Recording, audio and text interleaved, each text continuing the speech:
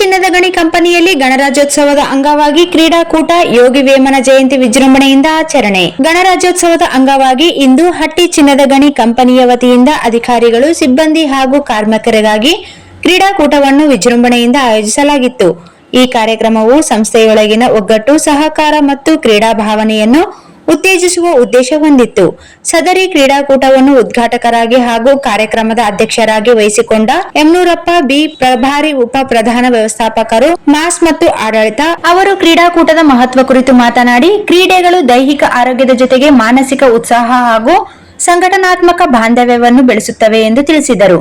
ಕಾರ್ಯಕ್ರಮದ ಸಂಘಟಕರಾಗಿ ಹಾಗೂ ಮುಖ್ಯ ಅತಿಥಿಯಾಗಿ ಜಗನ್ಮೋಹನ್, ವ್ಯವಸ್ಥಾಪಕರು, ಮಾಸ್ ಉಪಸ್ಥಿತರಿದ್ದು ಕಾರ್ಯಕ್ರಮಕ್ಕೆ ವಿಶೇಷ ಮೆರುಗು ನೀಡಿದರು.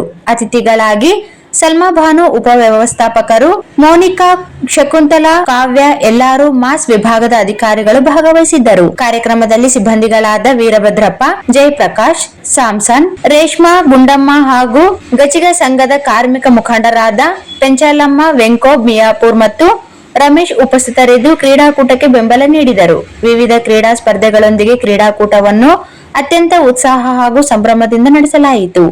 ಇದೇ ಸಂದರ್ಭದಲ್ಲಿ ದಿನಾಂಕ 19/1/2026ರಂದು ಯೋಗಿ ವೇಮನರ ಜಯಂತಿಯನ್ನು ಹಟ್ಟಿ ಚಿನ್ನದ ಗಣಿ ಕಂಪನಿಯಲ್ಲಿ ಅದ್ದೂರಿಯಾಗಿ ಆಚರಿಸಲಾಯಿತು.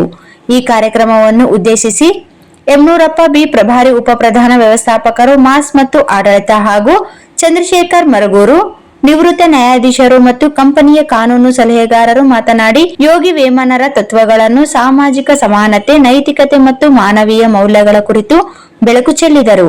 ಈ ಕಾರ್ಯಕ್ರಮಗಳು ಸಂಸ್ಥೆಯ ಸಿಬ್ಬಂದಿ ಹಾಗೂ ಕಾರ್ಮಿಕರಲ್ಲಿ ರಾಷ್ಟ್ರಭಾವನೆ, ಏಕತೆ ಮತ್ತು ಸಾಮಾಜಿಕ ಜಾಗೃತಿಯನ್ನು ಮತ್ತಷ್ಟು ಬಲಪಡಿಸುವುದು ಎಂದು ಭಾಗವಹಿಸಿದವರು ಅಭಿಪ್ರಾಯಪಟ್ಟರು.